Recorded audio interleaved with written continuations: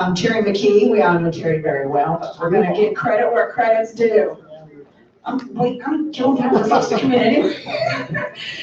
Terry has 30 years experience in public procurement, including stints with Knox County Schools, and he's currently the IT and procurement director at Knoxville Community Development Corp. We just know it as KCDC. Get a cap. The Public Housing Authority. Additionally, he has served on NIGP's consulting team since its inception in 1995.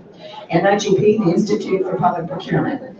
His experience covers nearly all aspects of public procurement, including solicitations, purchasing, contract compliance and management, cost and price analysis, staff supervision, training, and expertise with ERP systems. He holds a bachelor's degree from Alderson Broaddus College, Education and Political Science, and a master's degree in Public Administration from UTK. Terry is a member of the East Tennessee Purchasing Association, Tennessee Association of Public Purchasing. He served as ETPA's president, vice president, secretary, treasurer, and on a host of committees. He was awarded NIGP's Purchasing Man of the Year in 2017. He lives with his wife Nancy in the city of Rockford and Block County. We love Nancy. Just say. Let's be honest. Well, sometimes yes. Kristi Varda, originally from Oklahoma and proud OSU alum. Kristi spends 10 years as a military spouse before relocating to Virginia from Germany. Really? From Germany? Nice. Kristi completed her master's in biotechnology studies in 2008 and her MBA in 2009 while working in a variety of industries. She began her official procurement career working as a contract specialist for Fairfax County, Virginia, specializing in procurement for public safety, IT, and libraries. In September of 2015, she became the purchasing supervisor for Frederick County Public Schools in Winchester, Virginia. Her journey to becoming an NIGP instructor began when presenting webinars on sole sources and software procurement. She worked over the course of 4 years with an NIGP task force to write the best practice series on technology procurement.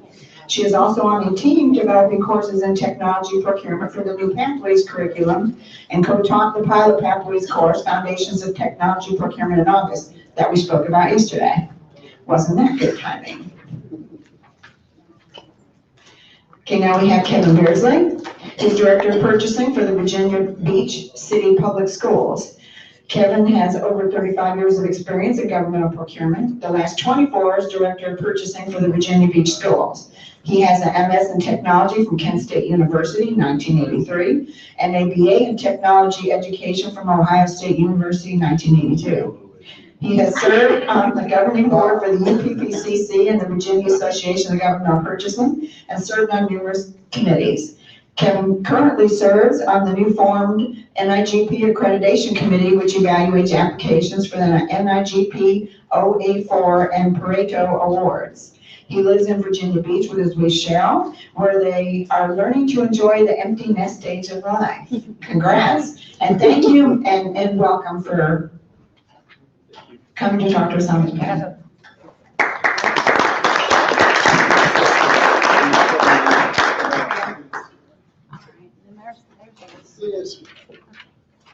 You'll notice, if you've been in any of my presentations, you'll notice I usually skip a bunch of slides I put in there. So we only have 258 slides, by the way. Some of you are awake. You know, that would be a lot. But we probably, I already told the team we probably won't get through them all. And those of you that know me know my voice won't make it anyway. So, I was asked would I speak on IT technology procurement, and after I clutched my heart and said no, Hazel hit me, and I said, well, maybe since you hit me. But I did say yes eventually, if I could have a panel, so that you could actually see people knew something, because I don't know all, and I guess if that's probably one of the bottom lines about IT procurement, you'll never know all. How's that for starting off on a positive note? And it is a struggle. Go to the next one. Oh, okay, today's goals. Why should I skip over the goals? Need to go back one. So we have sort of two parts to this. One, some members sent, I think it's 12 specific questions. And so you're going to get our answers to those. But first, we want to build sort of a knowledge base. As I told some people yesterday in a different context, these kind of meetings, in my opinion, for what it's worth, and you paid $0, so that's probably what it's worth, but in my opinion, these kind of meetings are great, hopefully to spark you to learn. You're not going to leave being an expert in IT procurement. If you were, sorry, I just crushed your hopes. But we hope we can provide you with some resources and some thoughts so you can go further and explore. So the first part is some resources and some knowledge, and then get to the 12 specific questions. So is this my slide here? I can write this. Okay, it's mine then. So this one's mine, thank you. So IT procurement attributes, and sometimes we feel like the cartoon, you know, different eras. No, we're not gonna, I can't do that, don't allow it. Most of you don't go back as far as me, but we'll do a quick non-tech survey like yesterday. Raise of hands, how many started with 8-part purchase orders or 6, 7-part purchase orders typed on a typewriter? So there's a few of us. How many of you have been around, if you want to admit it like me, the fax machines were a great technological advance, and they were stinking expensive, and I felt so high tech, and I had vendors mad because we started auto faxing at night to take advantage of lower long distance rates. I found a piece of software back in 1986, 7 that would fax a one-page notice of an intent to bid. And of course, they wouldn't like go to the web, there was no such thing, but you could then call procurement and they'd mail it to you. But I felt so high tech. Now, a lot of you say, what's this fax thing? That's F-A-X. For those that might not know, my kids don't know. Have no clue. So IT procurement's rapid change. It is not so much when I was a kid. It was, you know, you went from a manual typewriter to an electric typewriter. That was sort of the big technological advance, handheld calculators. But now it's constant change. And not only is it constant, it's rapid change. You saw yesterday the Ralph Cross had the electronic participation app. That's so rapid, I haven't gotten into that yet. I tried to find it, I just ran out of time. I was going to do one of those, but it's rapid change and I haven't kept up. IT procurement has a language of its own. Software as a service, bits, bytes, kilobytes, terabytes, gigabytes, on and on. It has its own language. But you know what? Everything you procure, because most of us are generalists, not specialists, everything has its own language. You've been able to learn how to buy cars, uniforms, and if you're a county, I guess Knox County still does, burial vaults and caskets for the indigent, and when I was there, I know we did. You've learned how to buy things. This is just another thing you need to learn how to buy, so don't let it intimidate you. And finally, on this slide anyway, it is a long process. I think one of the other speakers talked about like 2 years. That's unfortunately not uncommon sometimes. And you do have to be willing to walk away, as Mark Manitoff said. Sometimes you cannot reach agreement, and that's okay. All right, so now let's talk about the resources that you have for IT procurement. Back in, when I went to Frederick County, literally my first week at Frederick County Public Schools, I get a phone call from an IGP saying, we loved your webinar that you just did on negotiating technology agreements. Would you be interested in helping us develop best practices for technology? And I'm like, well, sure, what the heck? So how's this gonna work? And if any of you don't know how the best practices work, they literally take a team of experts across the country from different types of organizations, and they put you together as subject matter experts, and you work together to build a framework for best practices. So Terry has been along this journey the entire time with me. Our team changed several times over the 4-year process. When we developed our first initial outline for the best practices, we went, oh crap, this will be a 300-page document. Nobody's gonna read a 300-page best practice document. So let's figure out how to break it down into bite-sized pieces that we can make usable by our colleagues in IGP. So we first thought, well, let's just do an overview at first. Give everybody a taste of what IT procurement is. So that's where you get our best practices #1, which is the information technology procurement introduction. And in that introduction, we identified and broke down our best practices based on technology types, software, hardware, services, maintenance, things like that. So then after we got the first one out, we did a webinar. introduced everybody to it, got some wonderful feedback, and then we jumped right in and started on best practice number 2. And we just went in order as how they're listed. So the next one was talking about software licensing, source code, ownership, things like that, anything related to software. Then we put that out, it published, and then we moved on to the next one. Now I will tell you the first best practice took us a little more than a year to do so. We did get faster as we went along. That was the nice thing. The last one I think only took us about 9 months, so it did shorten by a few months. So then we went on to hardware, and of course, finally we decided to combine the support and maintenance into the software and services.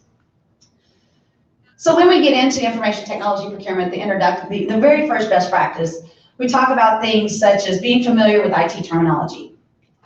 Just like in government, IT uses a crap load of acronyms.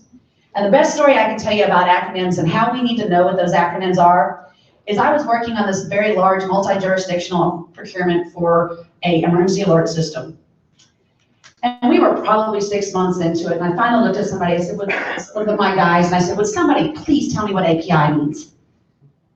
I've been working on this project for 6 months. They've been throwing this term out left and right. And they go, oh, application product interface. I'm like, oh, thank you. Now I get what you're talking about.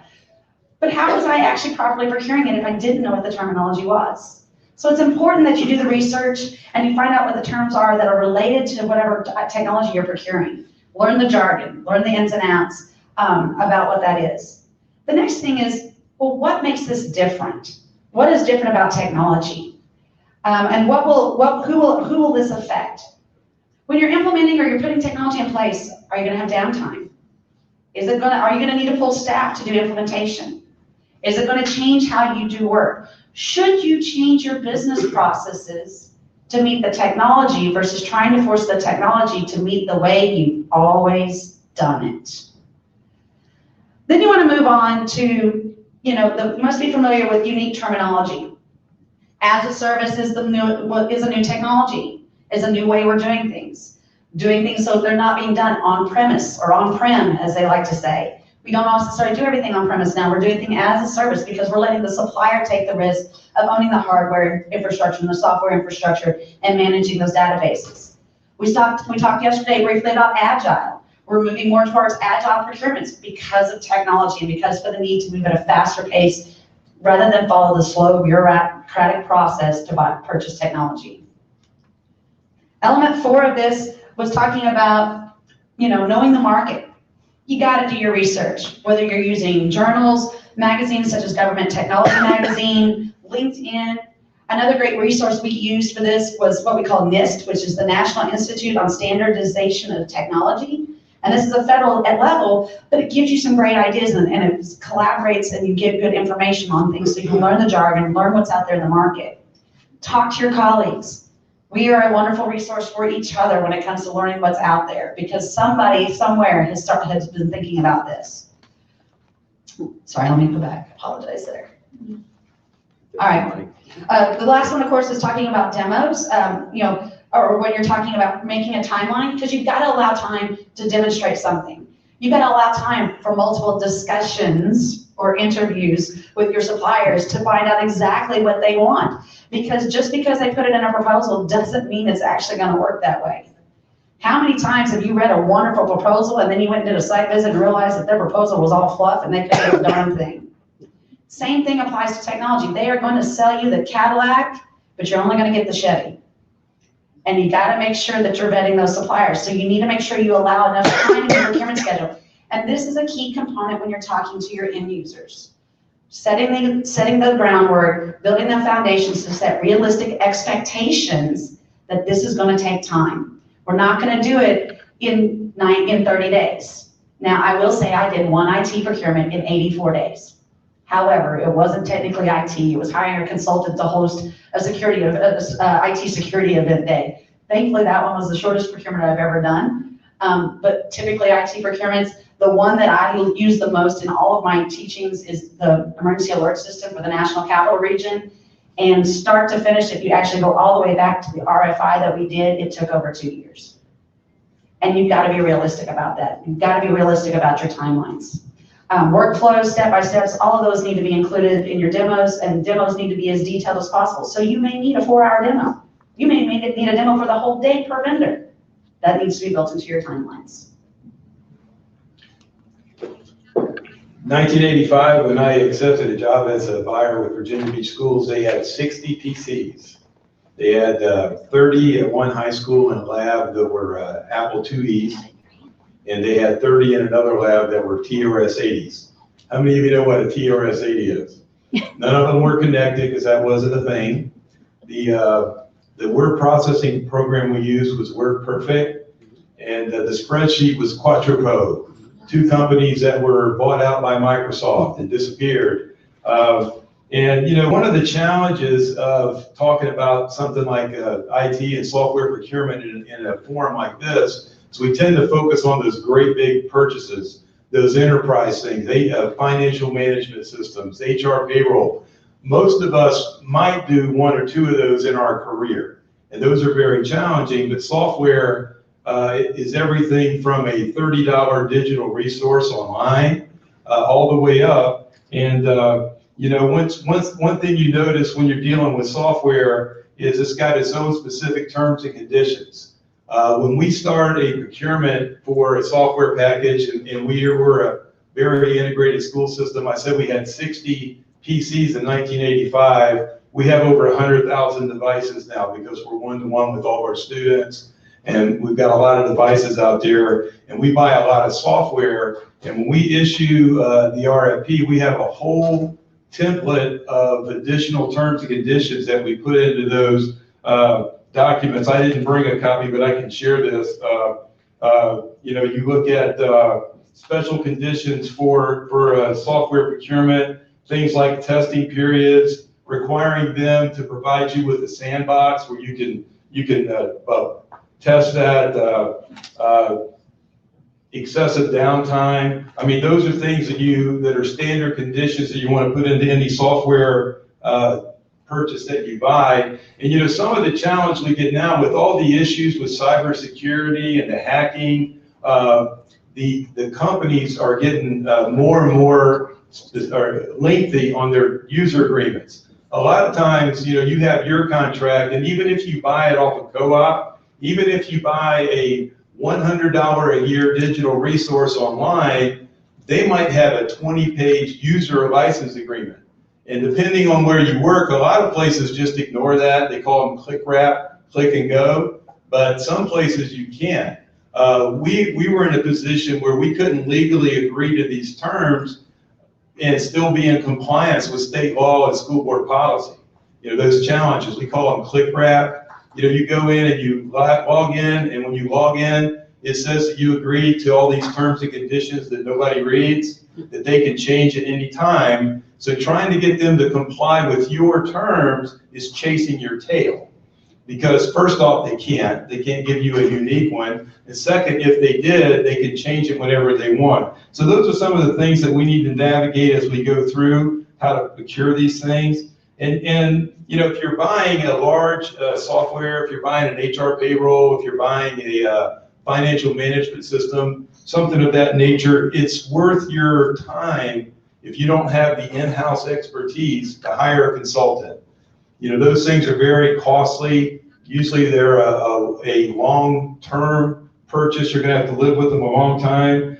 So you wanna make sure that you invest in everything you can to ensure that that's going to be successful in your entity, because once you get those things installed, it's yours, good, bad, or indifference. You know, looking at when you start looking at software and you're negotiating, it's very important that you understand how they sell their licenses, because it's not standard, and the pricing can be very different. You know, larger entities, a lot of times they'll sell you an enterprise license, which means that you know what your price is. But a lot of software want to sell it to you per user. You know, so it's very important that you understand who your users are going to be. If you're buying something like a financial system, every employee is not necessarily a user, so you're going to want to spend some time understanding how many users you actually have, because that's going to greatly affect your price. Then when you get into users, some of them are per user and some are concurrent users. You understand the difference between those things? Concurrent users mean how many people can access the system at one time. So if you have 300 people in your organization that need to operate the software system, you might not have to buy 300 individual licenses, but you do need to have a pretty good idea how many of them are in your system concurrently. We've got 86 schools. So if you've got concurrent licensing, you've got to have a pretty good idea how many can access that system, because if you have 30 concurrent users, 31, 32, and everybody else can't get into that system when it comes in there. Some license it by site. We just did one, this software company was used to selling their software by school. Well, we've got 56 elementary schools, and we've got an elementary school that's 600 students, and we got an elementary school that's 2,400 students. So that didn't really work for us. Sometimes they'll work with you on that, but it's very important that you understand, especially if you're looking at competitive pricing and they don't all license it the same way. Your prices can be very different on that. Element 4, allow adequate time. Again, some things are plug and play, some things are easy to install. If you're doing these big software implementations, they take a long time. An HR payroll system, a financial system, I've seen a year or 18-month implementation period, because you've got to coordinate it with your fiscal year, with your rollover. You can't shut your payroll system down. You got to keep paying your people as you switch over. So that's a key factor, is a realistic time frame. You can kind of tell if you don't have a realistic time frame, because nobody will submit a proposal to your RFP if you're saying you're going to install an HR payroll system in 90 days. There's a plethora of cooperatives out there with software. That's not a bad option, especially if you're a smaller entity. But if you're a larger entity, you might want to allow time to test the market, because you don't know what you don't know, what's out there. Even if you're a smaller one, even if you get no better pricing than what's available to you on a cooperative, there's still value in doing your own procurement, having your own contract, having familiarity with these systems as you see the demos as they come available to you. A lot of software, especially in education, is sole source. Again, sometimes there's no choice. I always, I approve all sole sources at the school system, and the Virginia standard is that it's not practicable. And that means it's not practical. I don't think it's practical to do a very extensive long-term RFP process to buy a $80,000 instructional software. It's just you tying up a lot of people, you're buying a lot of those things. So that's not a bad way to go. Some things, if you are a smaller entity, if you can join in with other entities, you can get a better price. If you're a school system, if you can join together with your city and try to use that to your advantage when you negotiate. And element 6 says plan for the implementation. Success in software procurement is so much more than buying the right software. You can buy the exact perfect software for your entity and have it be an abysmal failure, because it's buying, implementing, having the right people involved, having the decision-making process available so that things can keep moving. Hardware, okay, switching gears, sorry. Yeah, switching gears, again, there's unique terms and conditions for hardware. When you look around at some of the major cooperatives, it's hard to beat some of the pricing that's available on the software, but again, it depends on how large your entity is.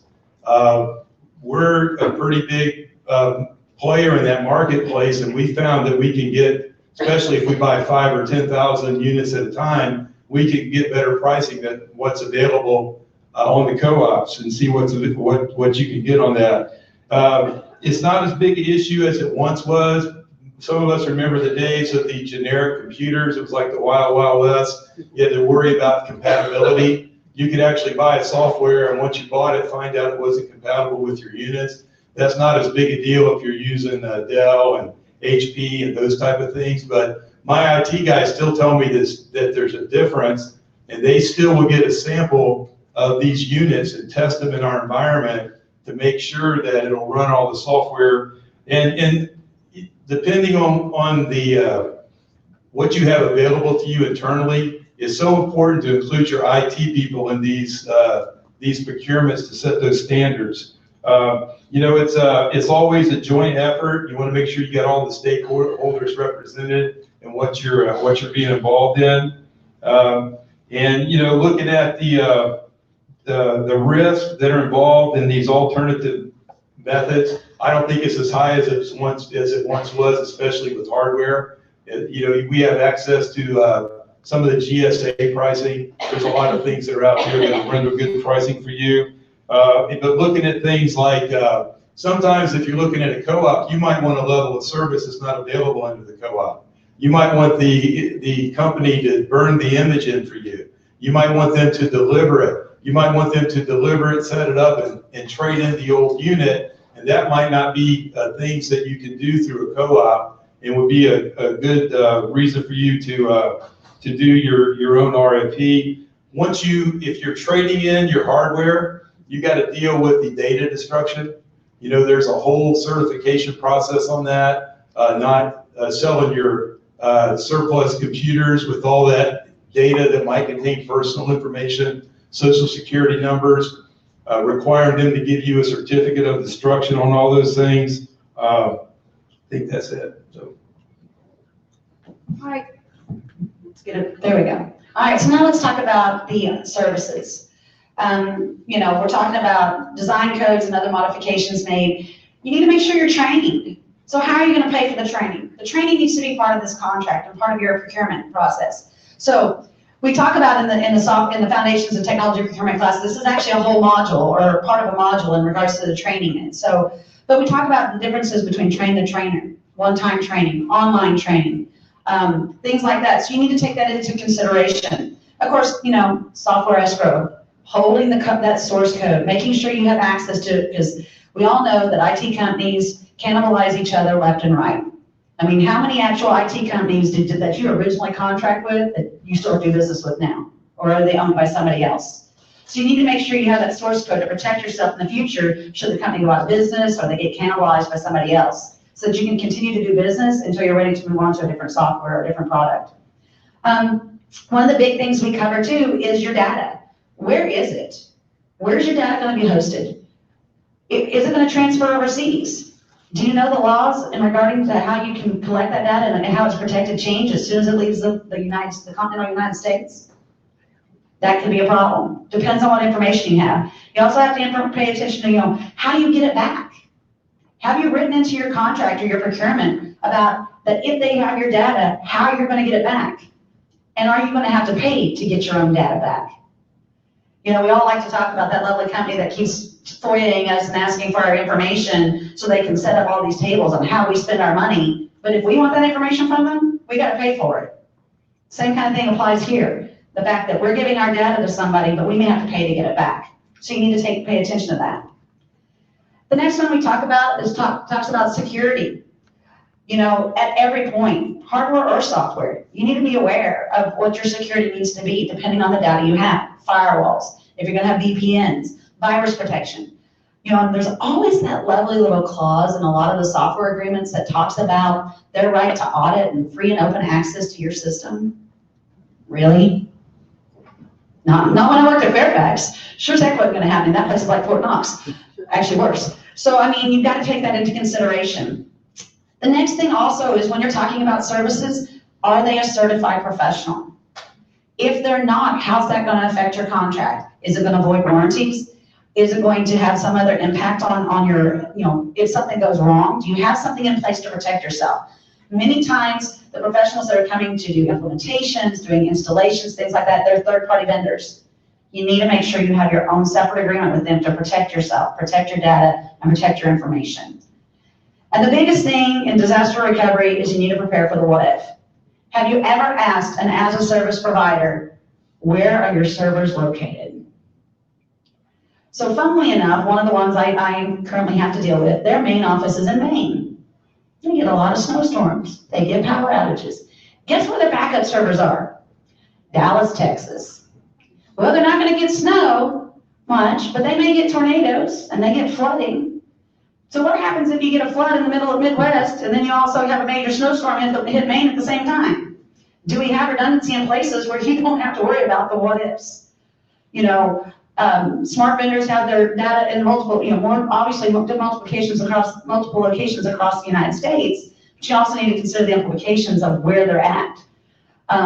Also, is it being hosted overseas? Once again, it's something you gotta make sure of. So your disaster recovery plan, do they have redundancy? Do they have an automatic switchover? How often is that redundancy refreshed?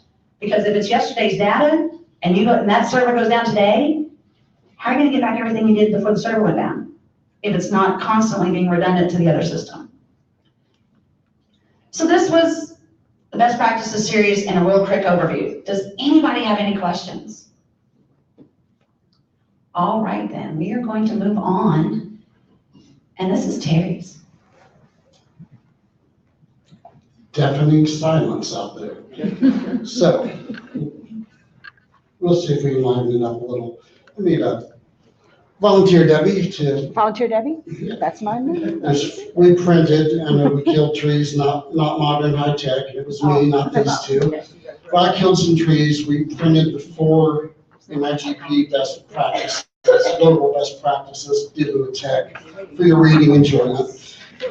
Because, as I said, we had to zip through these. The first question that was submitted by the person that wanted this seminar, this workshop, how do you deal with their terms and conditions when they're different than yours? We heard several people yesterday, today, lawyers and others, talking about that. And you notice my David and Goliath representation on the right. Depending on the size of your agency, you might be a Goliath. But most of us, KCDC proud, we're 134 people. Our annual budget's around 50 million, I think. We're not going to do a whole lot with Apple. We don't use Apple products, but since that popped to my mind, if we used Apple products, do you think Apple's going to negotiate with KCDC, all 134 of us, 50 million a year? We'll either take it or leave it. Now there's the issue, as Mark, I think it was, talked about, Kevin did, the click wraps. We do have to sort of deal with that, wink, wink. But again, unless you're big, you're not going to do a lot of negotiating, typically, with a big company. Negotiations depends on your relative strength. If it's a startup company, you may have a lot more negotiating. If you're in the state of Tennessee, you can do a little more negotiating with Apple. Just practical points to keep in mind.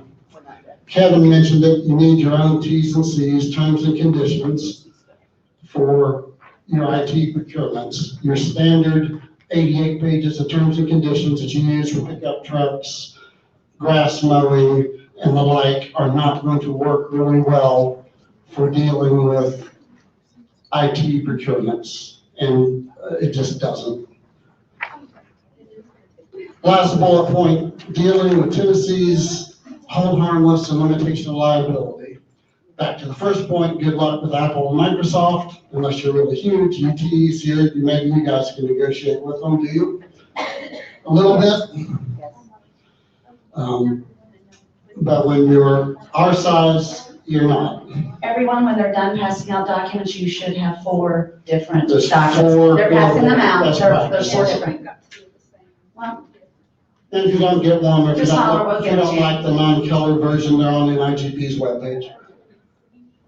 But you do somehow, to your agency's ability and your attorney's ability and your auditor's ability, need to deal with their terms and conditions relative to hold harmless and limitations of liability.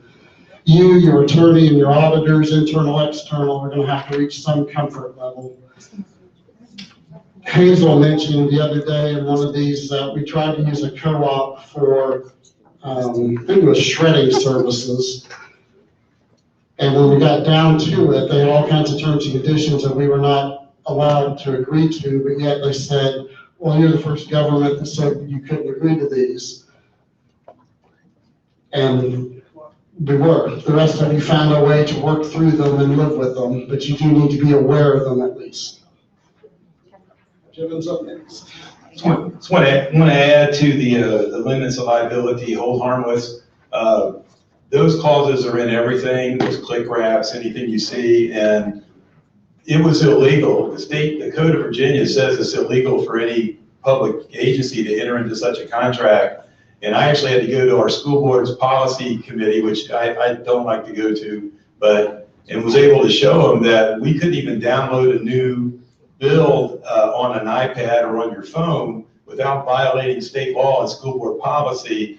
And we worked with our risk manager, and I see more people doing this, and he purchased some cyber type insurance. So now any software under 5,000, we don't even worry about the legal review because it's covered by that. And if it's over 5,000 and we can't bring it into compliance, we send it to the risk manager and he'll approve it as an acceptable risk. And more entities are doing that because it really boils down, are you going to be in compliance or are you going to use software?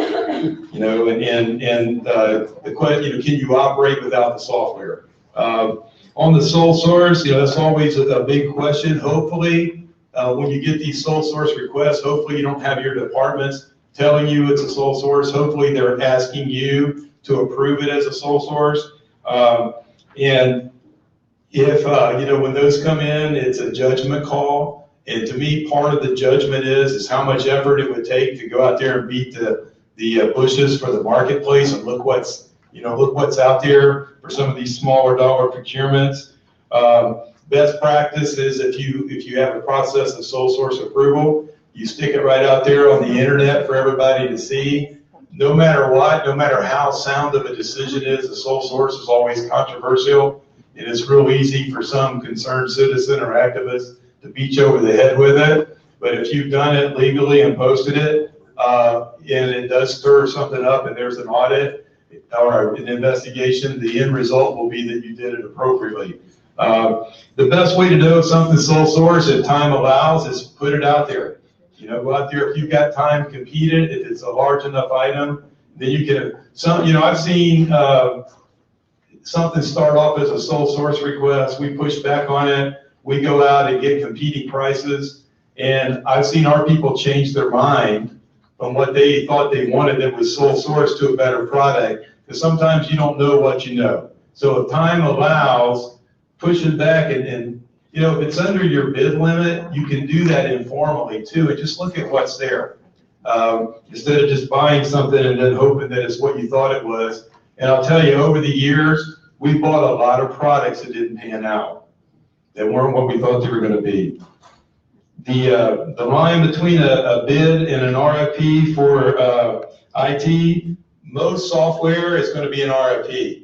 Most software, it's just hard to do it as a bid and get the comparison. And the exception to that, as it's listed here, are things like Microsoft or Apple, where they're not, you know, there's no negotiation. You either use it or you don't. It's interesting because when we bid out our Microsoft licensing, and we usually get 8 or 10 prices, and they're all exactly the same.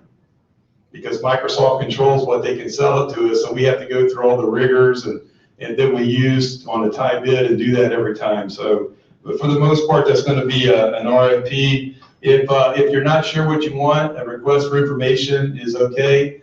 To me, a request for information is what you do when you're not sure if you're going to buy it. That's just me. Other people use it a different way. If you're pretty sure you're going to buy it, I would recommend just doing the RFP process and making that procurement so you can negotiate all these T's and C's.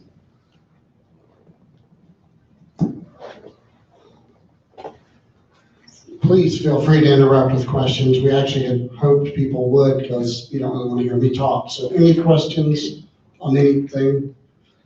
If not, I reserved this one for myself because I don't know if it's because I was trained as a teacher originally, believe it or not, or what, but I always stand up for the young people. So people in this, our trade and in life always complain about young people. You know, and we'll get to that in a minute, but so I reserved this one for myself. How do you deal with intergenerational differences in IT? Same way you do with any other office issue. There are generational differences. 10,000 baby boomers retire a day. We are being replaced. And I'm near the end. I am a baby boomer, but I'm near the end of baby boom. we are being replaced. There are workplaces with traditionalists, people that just want to keep working. There are 70 and 80-year-olds that either want to work or have to. So you got World War II era up through millennials, which are younger than my kids. You have to find a way, whether it's IT or otherwise. So, some quotes, or actually I have a quiz. Quote number 1, and I abbreviated these. So listen up if you would. Young people have exalted notions because they've not been humbled by life or learned its necessary limitations. They would always rather do noble deeds than useful ones. They overdo everything. They love too much, hate too much, and are the same with everything else. Quote 2, the world is passing through troublous times. The young people of today think nothing but themselves. They have no reverence, and something else. They have no reverence for parents or old age. They talk like they knew everything, like I am. Next. There you go. The children love luxury. They show disrespect to their elders and love chatter in place of exercise. They contradict their parents, chatter before company, gobble up at the table, and tyrannize their teachers. The quiz, who do you think said those? A baby boomer. Play-Doh. Mom, Dad. Ta-da! Give it a second. Oh, I love the curtain. That's very cool. Aristotle is credited with the first one. Peter the Hermit, 1274, was quoted with the second one. And the third one's apparently normally attributed to Socrates, but it appears to have been from a 1907 dissertation. Wow. What's your point, Terry? Young people are no different in 2019 than they were in 1219.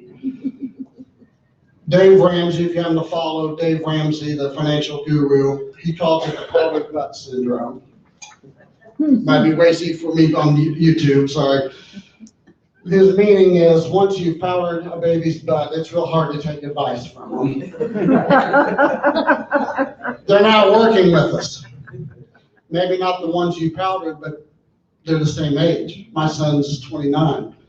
We're a small office. I don't have anybody, well, Hazel's 29. I don't have anybody other than Hazel that's 29. But in a larger office, there's going to be people the same age as your kids that you powdered their behinds and washed their behinds. And now you're working with their friends. It takes a mental adjustment. The kids are no different than they were in 1274. Next.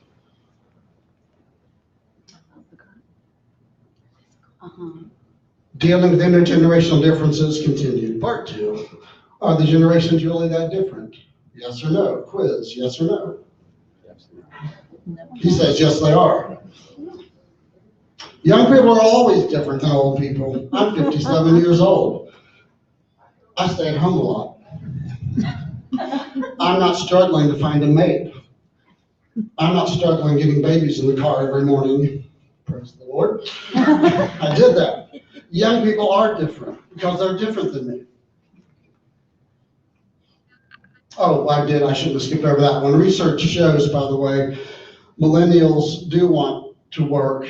They do have a work ethic. Same as traditionalists or baby boomers. There's some baby boomers that aren't worth, what did my mom used to say? She was different than me, but they ain't worth their salt. There's baby boomers that ain't worth their salt. And there's millennials that ain't worth their salt. And there's hardworking millennials. Anyway, off the Terry soapbox. How am I going to deal with them? Millennials do more than a typical baby boomer. First of all, there's no typical baby boomer. There's no typical millennial, blah, blah. But the stereotypical baby boomer, millennials do want a life-work balance. And the older I get, so do I. But the days of people salaried person giving 120 hours a week are rapidly gone. I don't do it. Younger people are more interested in what do you contribute to this than how long have you been here. When I was with Knox County, there was a particular person, I won't even state a gender, who thought he or she was entitled to a buyer job because he or she had been there 38 years as a clerk type of kind of thing. And we had quite the HR row because she thought she would deserve that promotion even though she had none of the qualifications. She wasn't even a millennial. But they want results, not seniority. They want flexibility, work from home. Anybody here have employees that work remotely? I do. I oddly am over IT also, another story. I have 3 tech guys. One of them works for me from Michigan. He only comes in 4 times a year we do mandate. We actually see him 4 times a year. It's challenging. You have to manage it differently. Get used to it. Younger people want teams and collaboration. They don't want Terry doing it all and then taking the credit. They want to be involved. You've got to find a way to make them involved. And they thrive with technology. Some of us, including me, struggle. Yes, I'm the IT director at a small agency.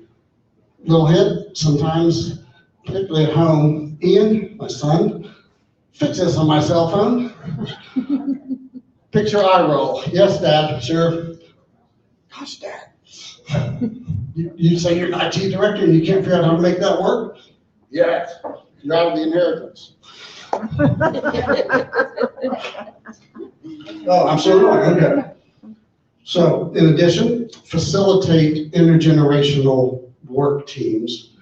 Don't put all, no offense to anybody, I don't think any man's here as old as me. Don't put all the old geezers on the team.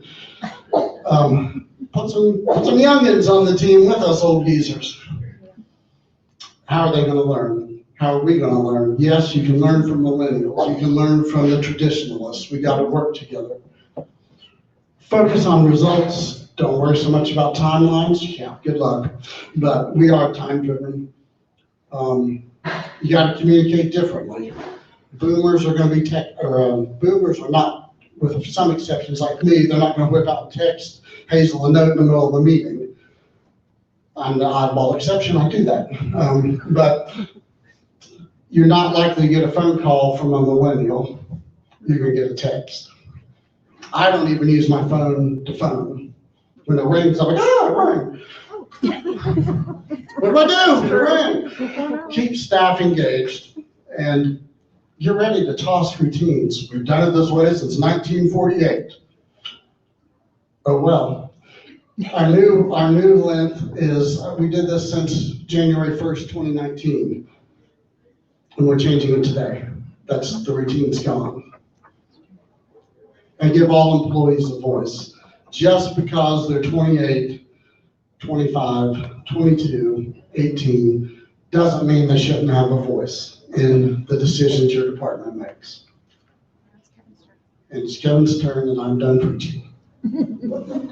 For now. Just want to note that to me, Terry is one of the young guys. So that's what happens when you hang around long enough. Let me interrupt one second. Sure.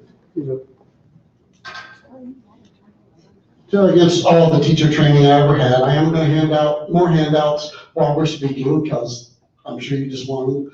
I know I was trained that you never give people handouts because they'll ignore you and do this, but what the heck. So I'm going to give you some handouts, kill some more trees on ways to deal with generational differences for your reading enjoyment.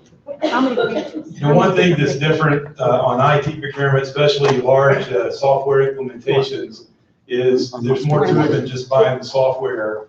And the implementation plan, the schedule, the project plan, that all needs to be built into the procurement at the beginning as it rolls through. You know, I've seen companies that had huge successes, financial management software. You call their references and people fawn all over, tell you how great they are. You can call other references and they'll tell you how bad the system is. And there's 3 parties involved in implementing the system. There's the software publisher, there's the implementer, which may or may not be the software publisher, and then there's you, and any one of those can be the reason for a huge failure on the software. So making sure that that planning is done, that there's a realistic time frame for implementation.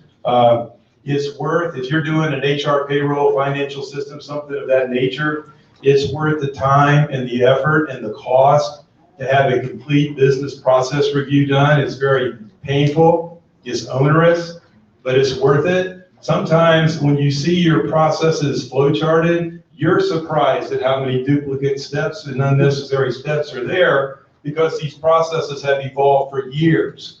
And something happened one time and somebody decided to add these 6 steps to this process because of that one thing that happened, and nobody can even remember what happens or why you even do this. And all of that can be eliminated because if you bring that forward as a requirement to your system, you may find that you have business requirements that no system can meet.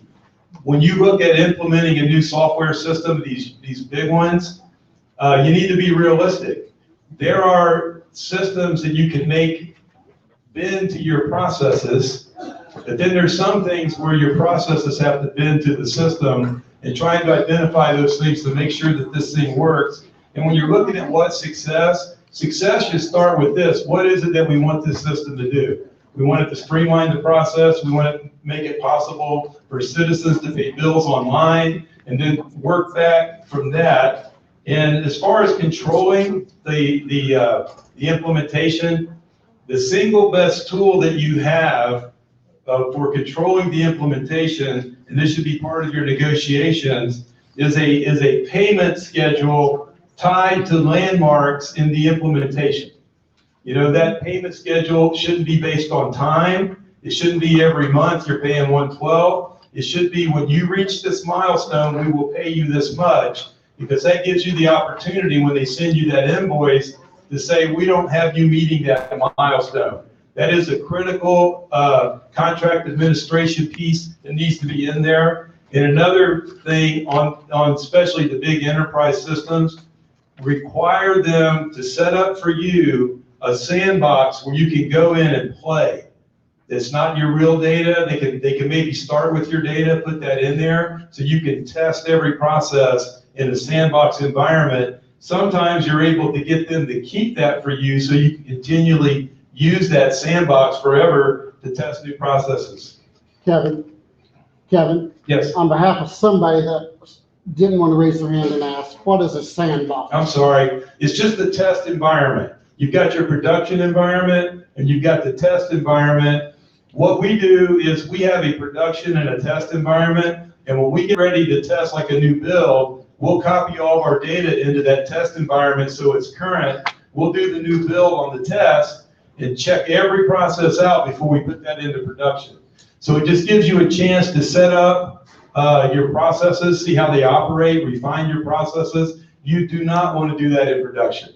You know, you want to refine it, you want to test it before you roll that into production. Is that the answer? Sorry, I assumed that was a known thing. When you're going into to these huge implementations, there's no substitute for ownership. You know, I like to look at the thing software and say, who's going to own this? And if you can't determine that, I'd say you got a 50% chance of success, maybe less, of successfully implementing that software. Who owns it? Somebody needs to own it in your organization. Who owns that software? Who are the advocates that are going to push for that? You want to get as high a level as approval as you can, hopefully from the top. You know, if you're implementing something, when we did our purchasing software, and it was fully electronic, and we took it out to the schools, I never could get the superintendent to tell the schools they had to use it. We had to convince them to use it. 86 schools. Took 5 years. There was no reason for it to take 5 years other than I couldn't get that push on there.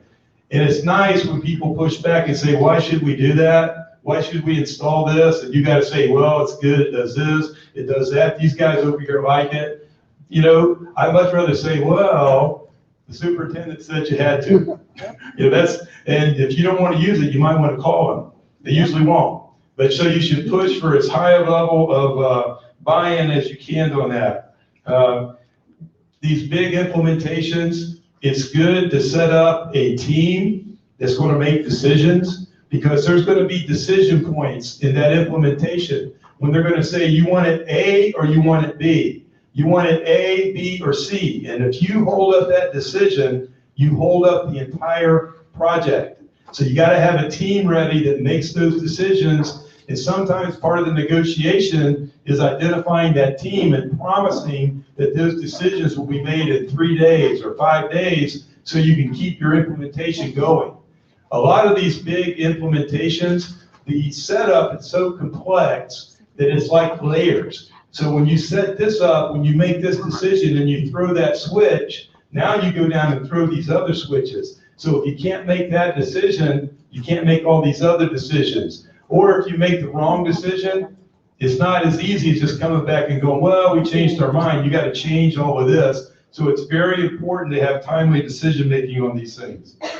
Executive support, boy, I tell you, that's essential to a successful implementation.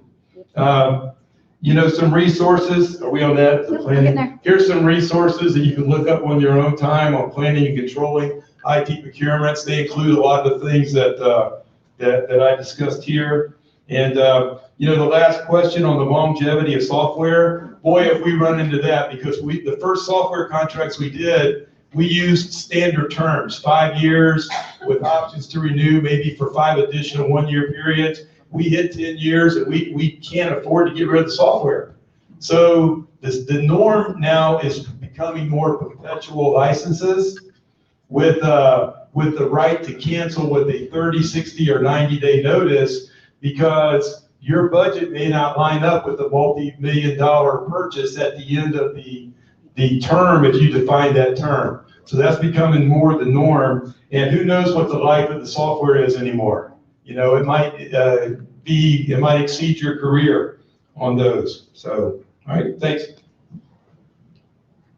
All right, so now let's talk about standardization. Standardization can lead to sole sources. Let's just start with that. But you need to determine what you need. And you're going to be looking at it when you're determining this, is you're also looking at, your total cost. Your life cycle cost, your total cost to maintain. Does it make sense for every one of your 86 schools to have a different printer and different toners and different support that needs to be happening? Or does it make sense to standardize and have a standard printer that is issued to all schools that has the same toner? So you can actually get, this gives you the value of buying in large quantities. You get lower costs. So the standardizations, you need to figure out what your need is. Bear with me. Can I make a comment on that as well? Yeah. We kind of standardize in our school systems on Lexmark printers, and therefore, this year, whatever the new one was that came out this last year, the toner on it, even on our contract, is super expensive. So it's not something necessarily that your IT department might be looking at down the line. But we've asked our IT people, you need to take this into consideration, because they have not built in a budget for a $300 toner. So. All right, so let's talk about this a little bit. Yes, it would be more efficient, and sometimes it is more cost effective, but your example is, it may not be more cost effective when you start thinking about the additional costs, the cost of toner. Now, my school district is trying to go to a complete Google shop. They're trying to reduce how much we actually print. So we have a one-to-one initiative with Google Chromebooks, and every student takes those home. They submit their assignments online, they submit electronically. So there's not that paper that needs to be printed as much. But having had an educator for 37 years as my mother, they still love their hard copy paper. They do. There's teachers are some of the I will say teachers are some of the hardest ones to educate, but I have to caveat, surgeons are even worse. You got to think about when you standardize, if your policies and procedures allow it. If you don't have policies and procedures or even legislation that will allow you to standardize, it doesn't matter what you want to do. Issue an RFP to replace all the existing units with one brand from one vendor. That does offer cost savings. Now, keep in mind, you might want to issue the RFP simply because just because you're using one brand doesn't mean there aren't multiple sellers out there. Prior to being on this side of the street, I was actually an IT sales rep for the federal government. I was one of many value-added resellers for Cisco products, for HP products. So you've got to take that into consideration. But I will tell you, some of those companies love to control their channel. They control the market completely by offering, with HP, how many people know that an HP big deal goes to the first person that issues the call to HP? lot of stuff that way. Exactly. Cisco, you gotta be certified up to a certain level to get the certain discounts to be able to pass those on to your customers. That certification costs you money though, and it does give them a little leeway to mark it up. But there's certain people that certain IT companies that love to control the market. Oracle and Sun are notorious. And good luck actually negotiating with them. Better pricing, easier servicing, fewer headaches, but you're gonna sometimes get pushback. And I'm sorry, but those of you that work in school districts, you know they want what they want and they don't care what you do because this is the only one they've ever used and it's the best one out there. So public safety works the same way though, so to be perfectly honest. So moving on, let's talk about copiers and printers, service contracts, print management, multifunction units, and entity-wide fleets. Are these good ideas? Well, yes and no. I will say that they can be excellent ideas, but they do require time, planning time. They require support and backing, and they require IT support. They also require good support from your vendor, from your supplier. I will tell you that when I came to my school district, we had pretty much standardized and everybody was using the same multifunction device from the same supplier. I've had more problems with that supplier than I ever want to talk about. And so I've allowed some of my schools, when their leases are up, to consider other options. I mean, it's still off a cooperative contract, so I don't really care how they get to it. But truthfully, sometimes going to that sole source or standardizing, you end up with a bigger headache than what you had before. But it can save you time and money. I mean, if you're going off a major contract, and I will tell you, when it comes to multifunction devices, I will always use a cooperative because I do not have the appropriate staff to evaluate an RFP for an NFD. I don't. I rely on people like Fairfax County, Virginia Beach Public City Schools, other large entities to do those procurements because I have a staff of one.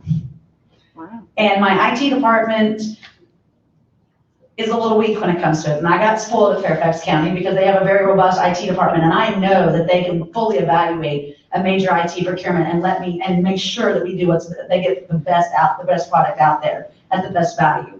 So I rely on cooperatives exclusively when it comes to MFDs. And yes, I try to standardize, but like I said, it has come back and bit me in the rear end. And so I'm allowing for some flexibility as we move forward.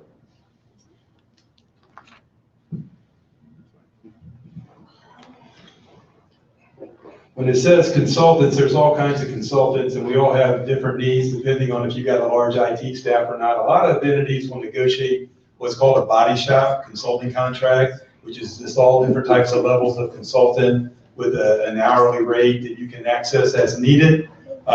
Or you might need a higher level of consulting, especially if you're hiring a consultant to see you through an implementation on that. The only problem with some of the co-ops is, especially the national co-ops, they don't have representation in all the areas. So that's something you're going to have to discern and look at what's available to you. How do you get a good consultant? Good specification.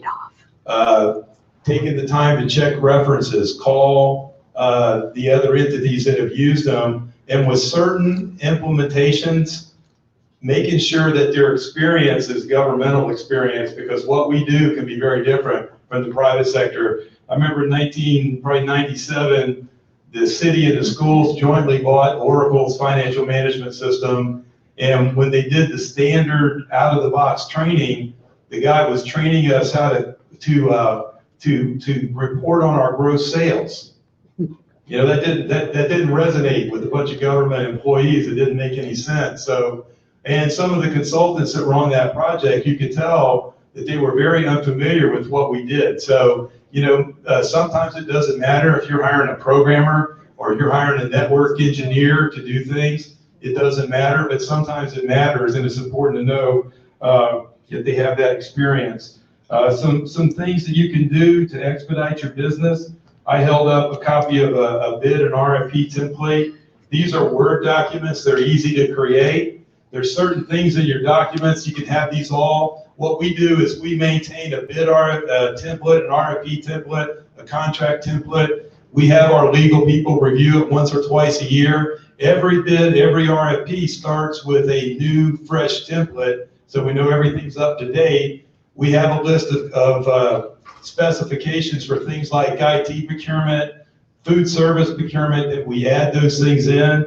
this document, I think I paid a contractor $300 to make these templates about 10 years ago.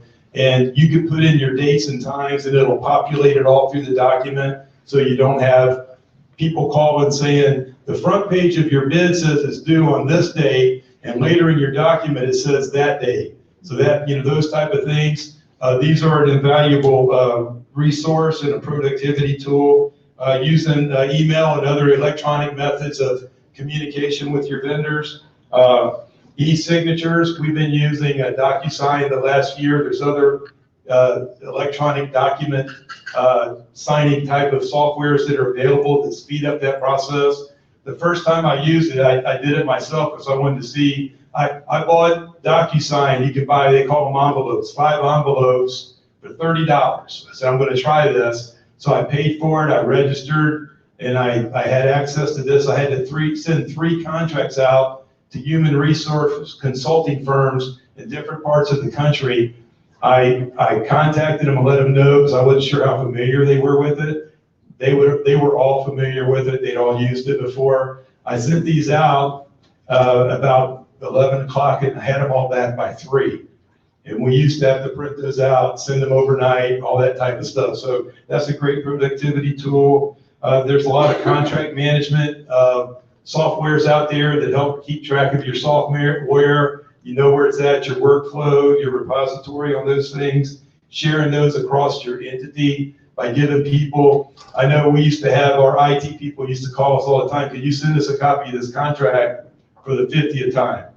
Now we just give them access to the repository with all the contracts. They can go in, they can view all of theirs. They don't have to bother us anymore. And if they call us, we say, let me take the time to show you how to go in there and look that up, to push it back over to that. Online bidding, if your bids and RFPs, that's not new. That's a great productivity tool. RFP and bid evaluation software. These are all things that are available to us. The use of cooperative contracts, GSA schedules, those are all tools that we should have in our belt. I see some entities, and I can tell by their use of the listserv through our Virginia Association of Governmental Purchasing, that I think they just sit there and look for cooperatives. If you're doing that, to me, you're not doing your job. That should just be one tool, and you should be making a value judgment. Just because you can doesn't mean you should. Just because somebody awarded it as a contract doesn't mean that it's good. Doesn't mean that it's the best product for you. That's the value we need to bring. Those entities that are just chasing cooperatives, you can eliminate their department down to one person. One person could do that, because there's a plethora of things out there. So don't get lazy on those things. Term bidding. We talked about standardization. Doing a bid for a 3-year price for hardware on certain specified items, so you don't bid them every year, cut down the number of bids that you're doing, and electronic distribution of your purchase orders, using all the technology that's available to us, and not using all the time and effort and expense of putting a stamp on those things. So those are all things that can kind of speed up our processes. So what do you guys do? Do you use the cooperatives? Do you guys have a listserv that you guys use, or a list of, okay. Do you use that to help find ideas, or to make, not have to remake the wheel? I know I use the VAGP one because I went from a very robust organization to one that I was lucky I had contracts actually available. So I have to use every now and then, and I'm doing new things. School districts, I'm doing a lot of construction. I didn't have that before. So I use things like that, even in technology. Like I just said, I will never do an MFD RFP in my organization. So I'm always looking for ways to help speed up the process, evaluate. But this is where you also got to look at the total cost of ownership. Sometimes it's just not fiscally responsible to use a cooperative. I know I commented back to the Omnia representative yesterday about the fact that there are times when I can't use a cooperative just simply because it doesn't meet my needs. And I might be able to get better pricing myself, because it's not always the best pricing. So those are things to think about. So there was obviously a question about evaluating software proposals and handling the selection process. You need to make sure you allow enough time. And the thing of it is I know we put many of you will put tentative evaluation schedules or procurement schedules in your RFPs. Make sure the word tentative is in all caps, because I tell, everybody goes, well, how long do you think it's gonna evaluate? I said, well, how many proposals do you think we're gonna get? Sometimes you might get 2 or 3, sometimes you might get 35. And when all 35 proposals are in a 3-inch binder, it's gonna take your people time to evaluate. I mean, think about this. They all still have their day jobs just like you do. Evaluating a proposal or responses to an RFP is not their normal day job. And that's also something you have to actually, this just goes back to that leadership buy-in. Because if you don't have leadership buy-in for your solicitations, they're not gonna understand why their staff is taking away from their valuable time and doing their daily tasks to evaluate the RFP for something that they want. And I used to face that a lot in Fairfax County. I mean, they have a very large IT department. I think they have more in their IT department there than I have a staff in my entire school district. And the thing of it is you have to pull them away from their daily duties so they can evaluate. And they need to take their time. I don't know how many times I've debriefed a vendor and said, well, they scored you on this, and the comment is that they couldn't find it. And I'm like, oh, well, it's on page such and such. So doing it slowly, being thorough, make sure it's detailed. Your demonstrations are a valuable, important part of IT procurements. You've got to use them. And I do actually talk about in the class, how many times have you rushed out an IT procurement RFP and you were required to put in there what you were going to evaluate, and you realized you forgot to put in there that you're going to evaluate the demos? So what do? So a suggestion and an idea that came up with, because I did this, the first time you do procurements for the first time, you're going to make mistakes. We learn from those mistakes, and that's fine. So what we did was, I forgot to put in there that we were going to evaluate the demos as part of the evaluation criteria. And by Code of Virginia, we are required to put things in there in our RFPs now. So I said, well, that's okay. We're still going to evaluate them, but we're going to use that evaluation of those demos to build our negotiation points when we take the vendors to negotiation. You still can use the valuable resource of a demo. You just use it in a slightly different way. I mean, you know that they wrote their proposal to say that they were going to do something a specific way. And then when you have them demo the actual product, and you're like, yeah, it doesn't do exactly everything they said it was. So you put those questions down, and if that's the supplier that then gets taken forward for negotiations, you use that as a base to negotiate with your supplier. It's an idea, it works. It was one of those, oops, I'll never do that again. And that is the one fun thing about technology. When you do a procurement and you mess something up, you never, ever, ever do that again. I've learned the hard way. Pilots. How many of you have used a pilot to test out a new piece of software or a new piece of technology just to see if it would work within your system? It's not a bad idea. Now the problem being is if you're going to use that pilot to build your specifications, what do you need to make sure you don't do? Write the specifications specifically to that product. It's no different than when you're doing it for any other. When you're going for hydraulic rescue tools, you don't just put the specifications for the Jaws of Life, which, by the way, does everybody know that that's actually trademarked by the company Hearst? It only belongs to the company Hearst. So if you buy something other than Hearst Jaws of Life, you have to call them hydraulic rescue tools. Zero. Things you don't know. But you don't want to build specs specifically to Hearst, products. You want to make sure you build generic specifications based on what you learned from the pilot. Proof of concept is there where you've got to prove that that this will work, and this is a good time to do that. And you need to make sure that you have the appropriate team set up to evaluate. Many times you have softwares that have different modules or different pieces and parts. I got assigned to do one for a non-core HCM, Human Capital Management System. So of course it had a learning management system, it had a recruitment and onboarding system, and it tied to benefits. But when we were doing demos, I didn't need the people that were responsible for the learning management system to be in there when we were talking about the onboarding and recruiting. And I didn't need the recruiters in there when we were talking about the learning management system. So these are things you gotta consider. So maybe you pull those out and only set up the demos just at certain times and only those teams come in. Because you wanna hear the end users. There's nothing that irritates me more than finding out that somebody procured something and the people who actually use the software and do the work had not even seen it. Leadership had, but leadership doesn't actually mess with it. How many times have you've got, somebody goes, well, we bought it and they said they would do that and you're actually doing the work. Oh yeah, right. It's frustrating. As an end user who uses something, it's frustrating. So you need to make sure you have representatives on those teams that are actually going to be doing the work of the product so that they can fully vet it. Yes, it works, or no, it doesn't. For the perfect example, for the hydraulic rescue tools, when we got to demos, we had teams from our rescue squads that included all different members, and we set up 2 different vehicles, and each one had to go through a different scenario of cutting up a car. I got to watch them cut up cars that day. It was kind of fun. But the point of it is we use those technical experts, those end users there to provide technical evaluations back to the scoring committee to make the determination of what products work. What was good about them? Were they too heavy? Were they too light? Was it easy to manipulate so that it could get them to operate? Because some of them you've got to twist to get it to operate. Other ones you can push a button. There's different things that happen. You know, after doing these for a couple hours, were you exhausted? Because sometimes rescuing a hydraulic rescue tool can take hours. And in tight situations, would it work in that environment? And those were important feedback that went back to our scoring evaluators to actually determine what we use. The same thing applies to technology. It's no different. It's just not done with great big physical heavy machines that can cut all kinds of steel. So take that into consideration when you're evaluating the software proposals and handling the selection. Skip that next one. Go to the next one. I think we beat that one up pretty good. Okay. Well, obviously, in this period of time, we just scratched the surface. The good thing to know is you're not alone in this.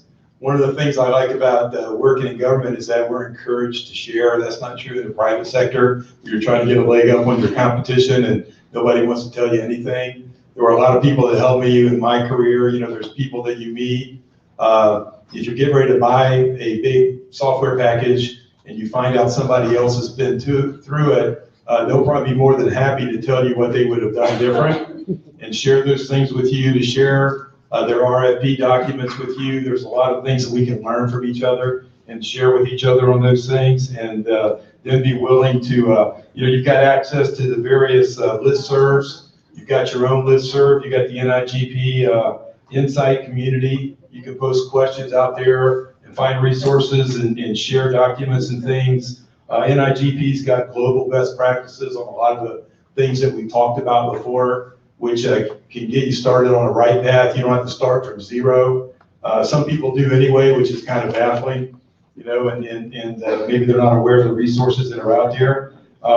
And then, NIGP's got a whole program of study, the foundations of technology procurement. That's, I just hired a new IT procurement specialist.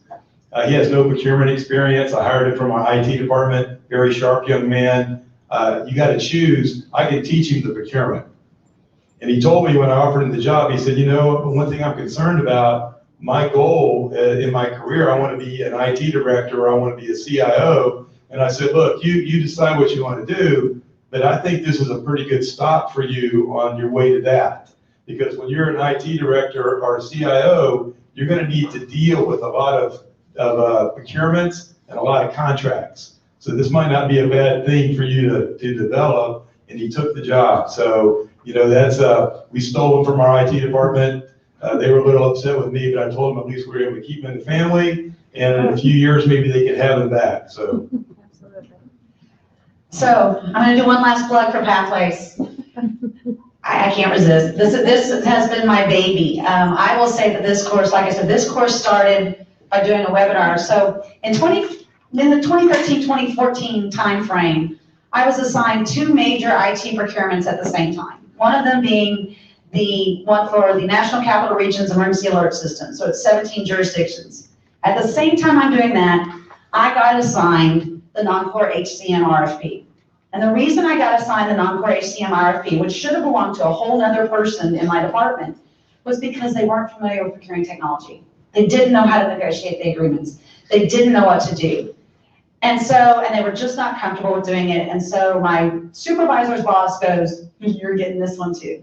I'm like, gee, thanks. I don't usually work with the touchy-feely people. Those HR people, HR payroll people, I don't normally work with them. Okay, let's see how well this goes. I work with public safety and IT. They understand, military tones of voice. This should be fun. So I get in there and I get it done. And after I'm done, I'm like, there's got to be something we can do for people so they understand how to negotiate a technology agreement, how they know how to look through a software agreement and know what to ask for. So I'd already done a webinar on sole sources for NIGP, and I was like, okay, what the heck?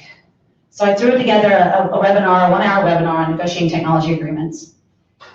And the week after I did that, I left for Frederick County Public Schools.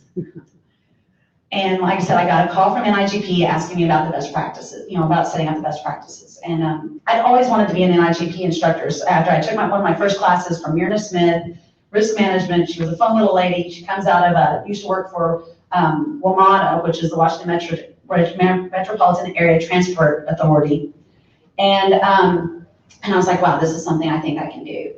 And so when it came time to be an instructor, we have this whole process. You have to go to a class called Learning Leaders, and you have to student teach 2 times with another instructor, and then you get to teach your first class all by yourself, which was a little scary. Granted, I had to teach my first one online, so I didn't have to actually look at people. But when we were at Forum at Nashville, we had an instructor call. We had an instructors meeting, and they asked all of us that were learning leaders that were not fully certified to stand up, introduce ourselves, and talk about what our goals were going to be. And I stood up in the room full of all these instructors, the Don Buffums, the Marquita Gillespies of the world, Rick Grimm's in the room. So, you've got big names in this room. I mean, these are our leadership of NIGP. I mean, I'm just standing in awe of them. And I said, hi, my name's Kristi Varda. I'm one of your newest learning leaders. And after I get my certification, I want to put together a course on procuring technology. 1 year later, we hosted the pilot course for Foundations of Technology. So without further ado, I'm going to talk about pathways in the sense that there are 2 ways that you can actually, with the new pathways, that you can actually learn. There's face-to-face courses, which, by the way, the Foundations of Technology Procurement is a 3-day face-to-face course. I will tell you it's unique in the fact that you must bring your laptop and you must have internet access to be able to participate in this course because we make you do work while you're there. It is a 3-day group project where you are going to go through the entire process from research to managing the contract for a technology procurement. We cover the high points, the risks and rewards, and all the things that you should think about when doing it. And this is designed for those people that are not very familiar with technology or new to technology, or maybe they just want to see what we've got. It does not cover cloud services or agile. It is simply the basic course. It's to get that foot in the door, to get them that basic experience and give them stuff that they can take back to their organization to help others in their department, to help themselves, to do better technology procurements.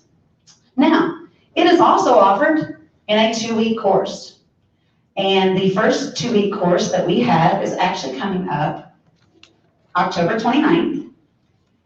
I am teaching it. There's actually right now, there's only 2 of us that are instructing this course. We are trying to train other people so they can teach it, but myself and Stephanie Akerly out of Maryland. She actually comes out of the Maryland National Capital Park and Planning Commission, and she does all of their IT procurements. And she and I are going to trade off. So between October 29th and June 7th, we are teaching this class 7 times online. That's not even counting the in-person ones that they want us to go to. We're still trying to figure out how we're going to work that out. But I happen to be teaching the one in October, the one in December, the one in March, and the one in June. There's also the one, there's literally one every month. There's January, February, May. These are lower costs than what you would normally see from our core classes. They are 2-week classes, so they don't require that long 9-week commitment that you have from the core classes, such as legal aspects.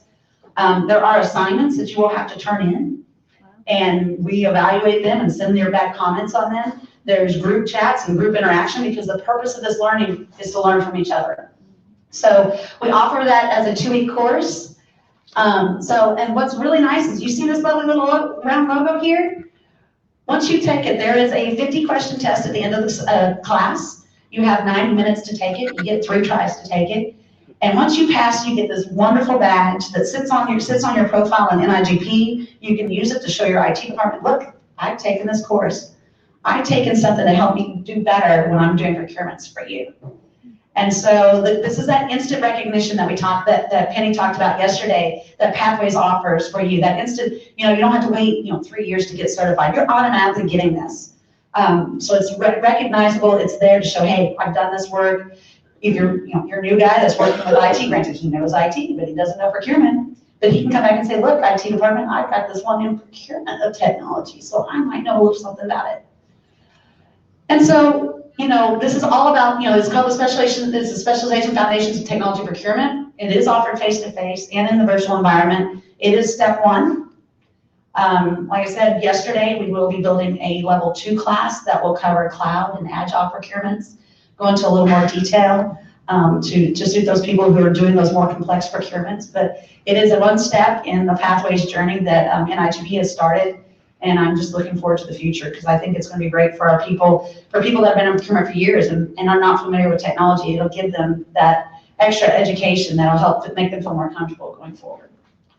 So without further ado, are there any other questions or anything, comments from the room? Yes, ma'am. Do you have any experiences where certain departments, like someone from the IT department might take that? So that you have specialized people within like your school district that could go and know a little bit before they ask you to come do? That is actually entirely up to your entity, and I don't have a problem with it. Can you restate the question? Yeah, for she the asked, group, do we please? ever have instances where someone, say, from the IT department would take this course and use it as a means so they would know that the questions that you're going to ask them to help, during the procurement. And I think that's a wonderful idea. I would love if my end users had an opportunity to learn my side of the street so they'd know why I tell them no, or why I tell them maybe, or let's talk. It's really up to their department head and things like that, but I think that would be wonderful to have somebody come in and take it and learn the procurement side. And one of the things we talk about in this course is how to get information out of those end users. Because how do you procure something if you don't know anything about it at all? And sometimes you may not, and so they know the IT stuff and you know the procurement stuff. You may not understand their language, they sure as heck don't understand yours. And so we work on that, on how to help people ask the right questions and how to pull information out of IT end users so that they can make sure that the specifications are written to where they actually get what they want. Anybody else? Anyone else? Well, thank you very much for hosting me this last day and a half. I really appreciate it. Thank you. Let's have a hand for our team, Terry.